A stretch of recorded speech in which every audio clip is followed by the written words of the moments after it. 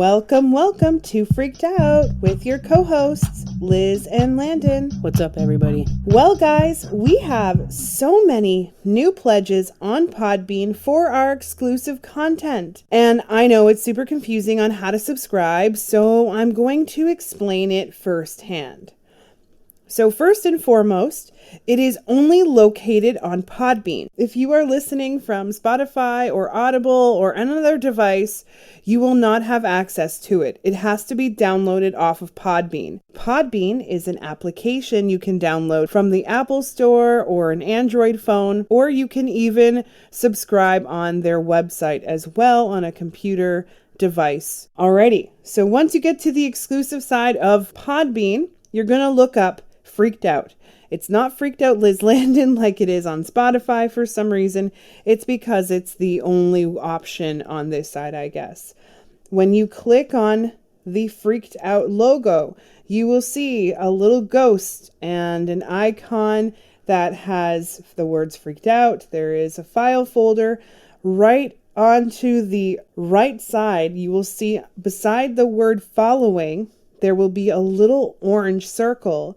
The orange circle looks like a clipboard and a dollar amount. So you click it, it's going to take you to the pledge form. And then you can actually click become a patron and you can pledge from $1 to whatever you'd like. And every month you will be charged $1 or whatever you've decided to go for it. And the top patrons always get a shout out. So I just wanted to let you guys know that as well. You will have access to all of the exclusive content like Summer Wells, JonBenet Ramsey, recently added Tupac. Now that interview with Tupac was so much fun. And next Friday, we will actually have part 2 available. So please make sure to subscribe. Thank you for all who sent us cases to work on. We appreciate it, and we will be checking out more soon. We are currently sitting at about 20 episodes ready to go, so we will let you guys know when we'll start taking those emails again. Now for the top patrons of the week, let's do a shout out there. Stacy C57, Avelaquez 0920, CAD 2231. Thank you guys so much for being part of our podcast. I'm going to say it again and again. You guys are the reason we are here every single week. Absolutely. Thank you guys so much. I really enjoyed the Tupac episode, and I feel like there will be much more to say next week. Oh yeah, there will. Well, you know me, part 2 is always the juicier episode. Today we will be covering the case of Joshua Davis. This case is a little different than the rest of the missing kid cases. Normally, the children we cover have usually passed on, but in this case, you feel Joshua to be alive. Is that correct? Yes, I do. And I have had a bit of coverage for this story last year, and I wanted to discuss my feelings and findings in this case and clear up any confusion and even discuss some things that took place after I posted the video. For those of you who have not heard about this case, I will give you guys a little refresher. Joshua Davis disappeared from his home February 4th, 2011, New Braunfels, Texas. The family was watching basketball. Suddenly, their 18-month-old son was gone. Joshua was with his mother, father, and several grandparents at the mobile home park. Joshua had been in the bedroom with his pregnant mother. It was the coldest day of the year. He was walking and talking and babbling at 18 months old. So he was able to crawl up, walk, and get up and down off the bed himself. He left the bedroom and went to the living room. I agree. This was their normal. He often wandered around the house. Friendly child. I see him being so happy. His mom was exhausted that day and she was not doing well. But again, she was pregnant and not out of the normal for her. She claims more than half a dozen people were in the living room. Some people had been drinking. It was the grandpa, the great-grandpa. The dad was out there, and there were 2 family friends there as well.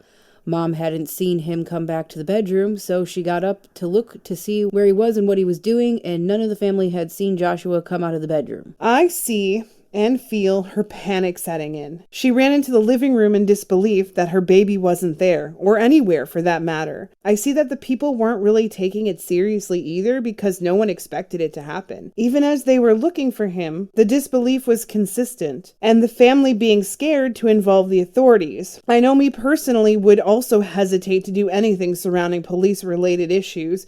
The media likes to push this as the reason the family was involved in this, but that is not at all why and how things happened. At the time of his disappearance, only one person had left the home from the time Joshua had moved from the bedroom to the living room. When they called that family friend, he claimed he had just seen Joshua before he left.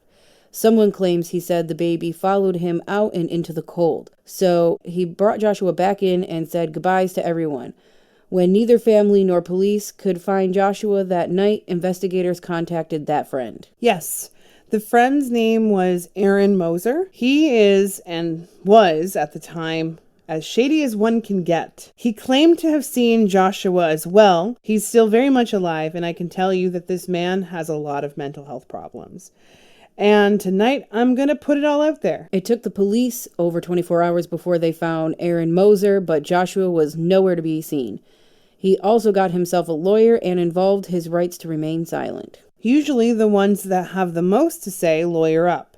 I mean, if he was also concerned about the child, don't you think they would be assisting in the search and not being so quiet? Seems to me like he had something major to hide. The family believes he is still alive, believes he was sold and that he was taken on purpose. In the video on TikTok, you stated that he was still alive. Do you believe he is? Yes, I still believe that he is alive. See, how I figured this out is if I can't feel spiritual energy sometimes, I cannot connect in the spiritual world. I have to try like a different method.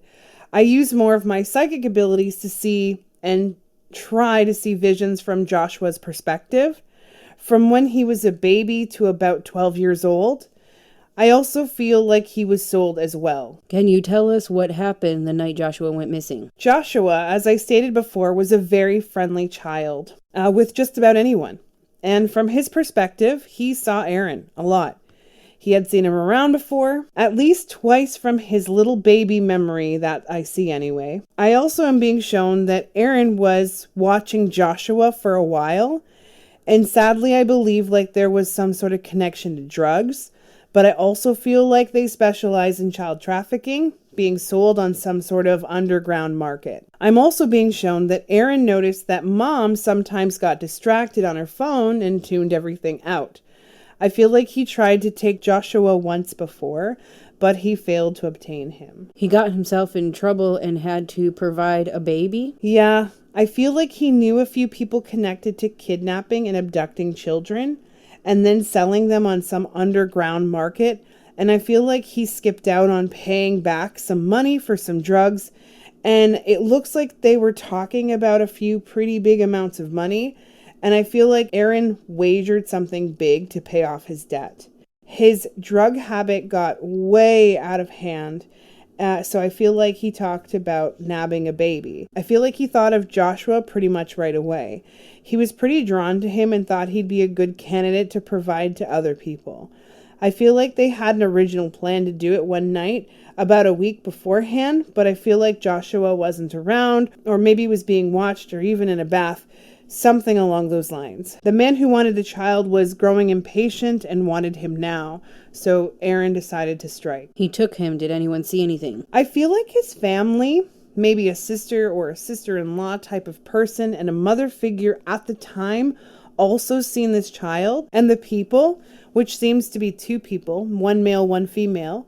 The male and female were the people that took the child, and the people that were connected to him will also take this secret to their grave. From what I see, these people, well, some of them, are afraid to come forward because they're afraid of what will take place. Their lives are at risk, and I feel like anyone who comes forward and says anything about this case puts themselves in a risky position, including myself.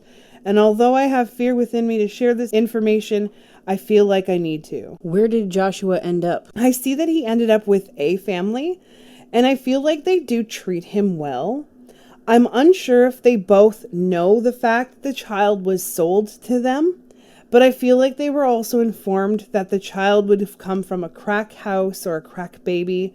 They also didn't get Joshua until about 5 or 6 months after he was taken, mostly because he was on the news and they wanted to wait a little time so that they weren't instantly recognizable. Who took care of Joshua when the new parents didn't have him? From what I had seen, there are 2 women.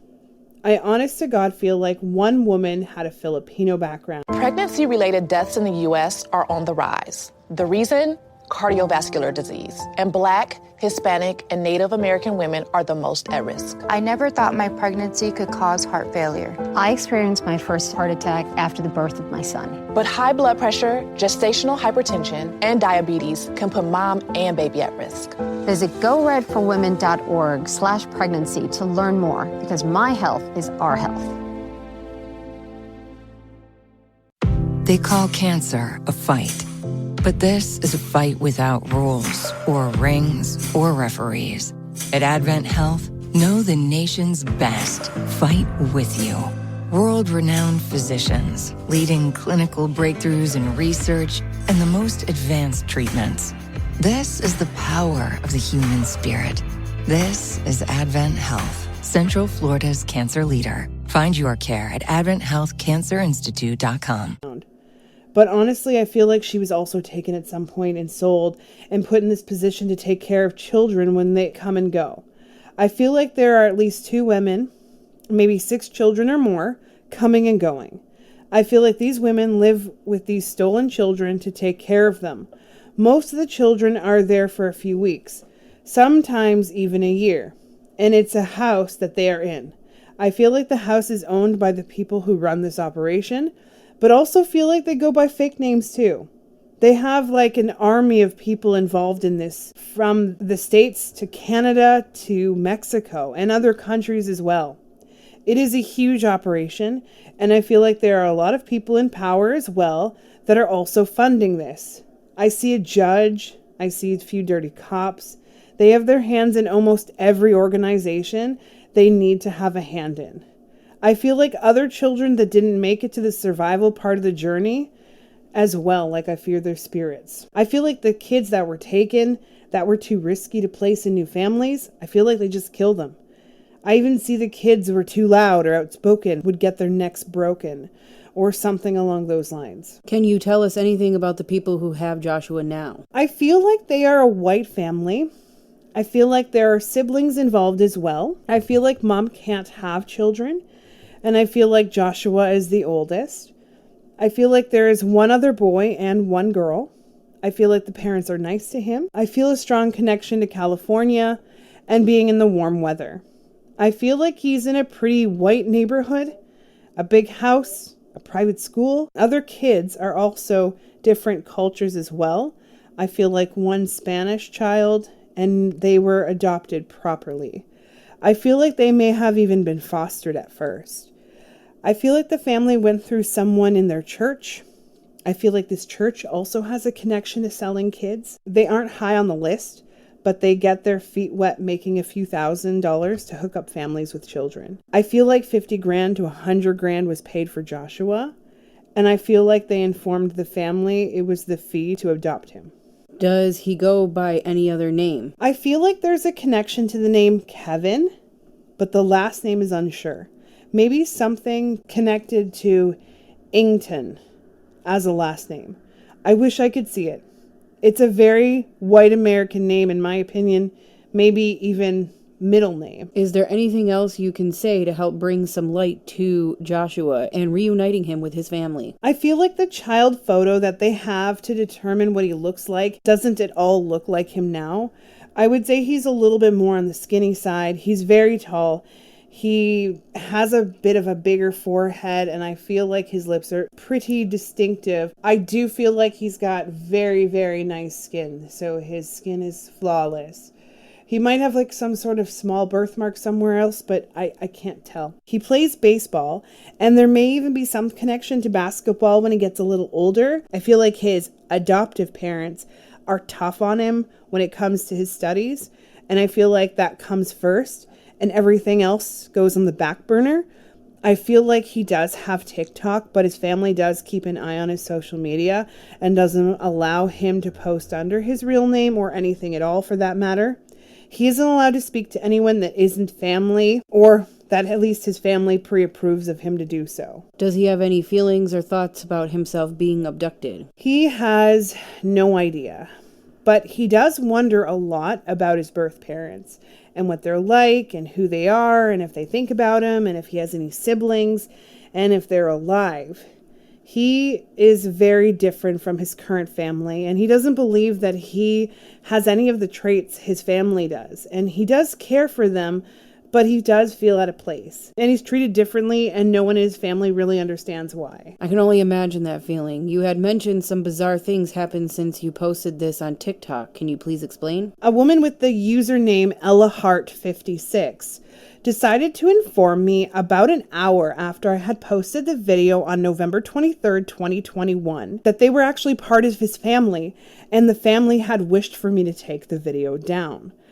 Now, I've had people ask me to take down videos before, and to respect the family's wishes, I usually do so. Since this woman had been making statements like, I plan to call the cops on you, take it down, and I was pretty upset about it, because my only goal on doing cases on TikTok is to get the views for the families so that they can have those cases be put on the map again.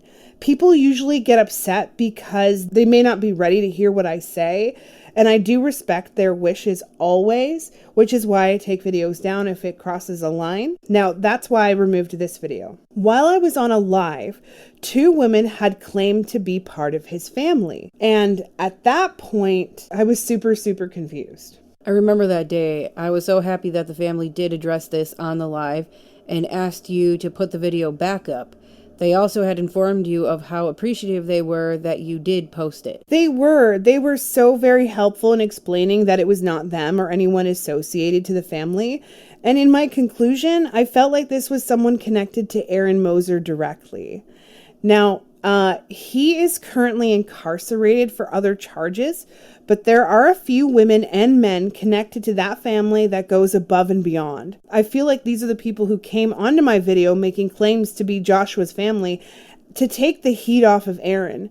I feel like Aaron and his family scramble a lot when it comes to trying to claim Aaron's innocence, and I personally feel like there's no evidence that will be able to convict him. But there are a few people's confessions that can for sure put him at the top of the suspect list again. I agree to that. He is not a good person, and I hope something happens to him. I hope karma comes after him. I noticed that the police are pointing the finger back at the family. They are only doing that because they were called out on their lack of attention to the case about the only person who was in and out of the house during that time. They also wanted to take the heat off themselves, pointing out the delay in the call to the police. I understand why they made sure the little boy was missing indefinitely before calling the police. They will do everything to avoid that in their life. Like if this is another case of police not taking care of a little missing baby as seriously as they should.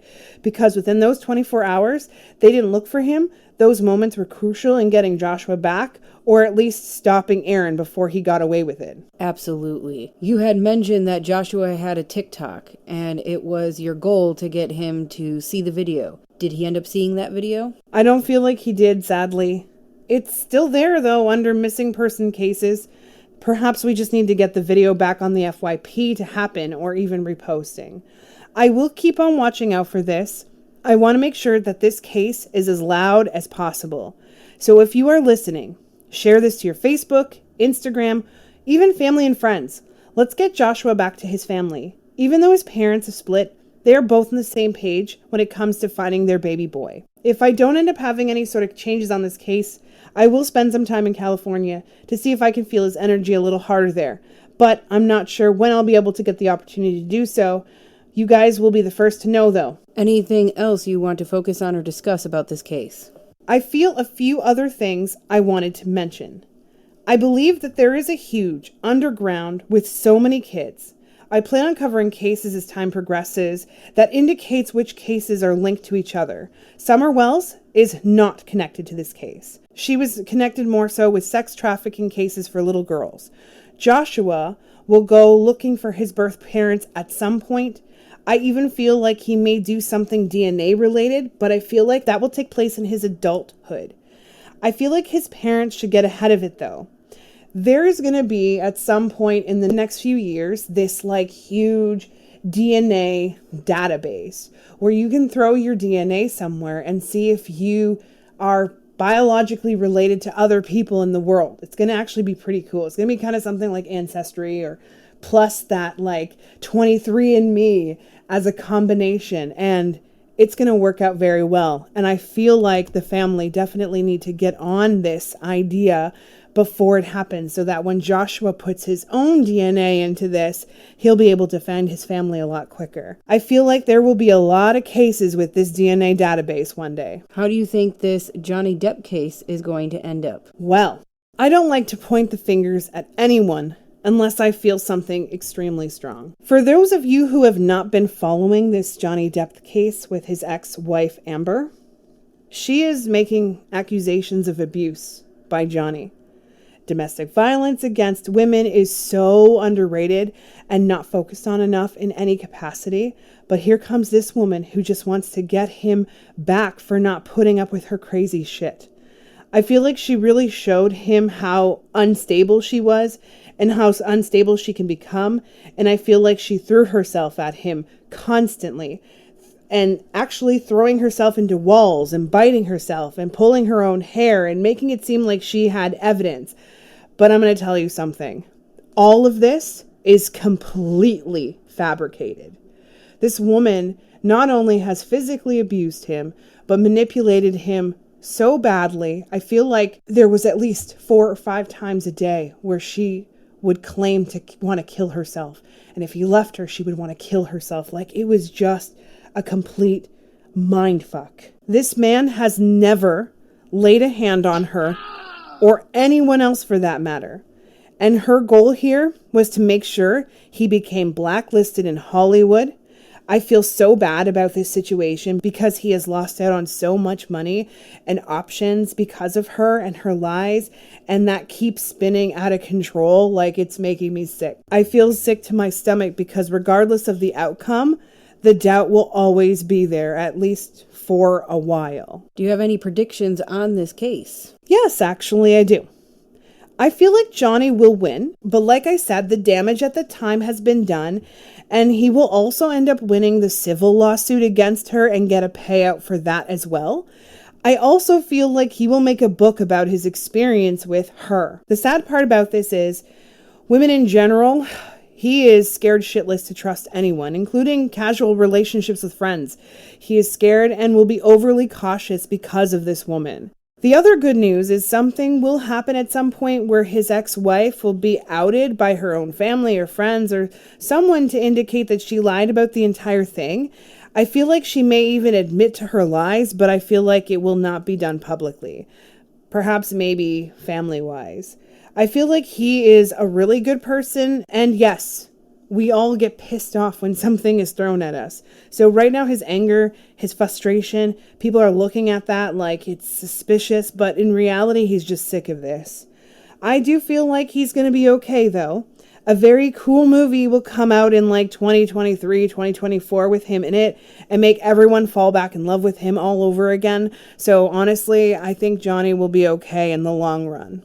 I hope so. I've always liked him as an actor, and I know this is really hard. And, when you're a celebrity, everything, is put out there so publicly all the time. And we are looking at him like he's a problem, and people are looking at her like she's a problem. But in reality, it's like we're all only taking high accountability for them because they're celebrities, but they're really going through normal things that lots of couples go through. Absolutely. In relationships. And there's just more heightened than, exactly, because they have the paparazzi and people and fans and this and that, like it definitely gets heightened. You know what? And what drives me crazy is there's a lot of women out there that are in genuinely terrible situations, and men too, not to say any gender, but there are a lot of people out there in bad abusive situations that need to get out. And this kind of thing just makes everybody look bad, Right, and if you are in that situation, you need to get yourself out of that situation. You need to make a plan, and you need to execute that plan, because no matter what you are, being abused is never okay. Even being manipulated or, used, none of those things are okay. You got to get out. Exactly. Well, guys, thank you so much for listening, and thank you, Liz, for your insight. Also, guys, thank you for joining us today. Next Friday, we will be dropping part 2 of Tupac's story. Hooray! I know the first part was intense. I can't wait to dive into part 2. The following Thursday, we will be releasing episode number 13 with the case of Kiara Coles. Until next week, guys, stay freaked out.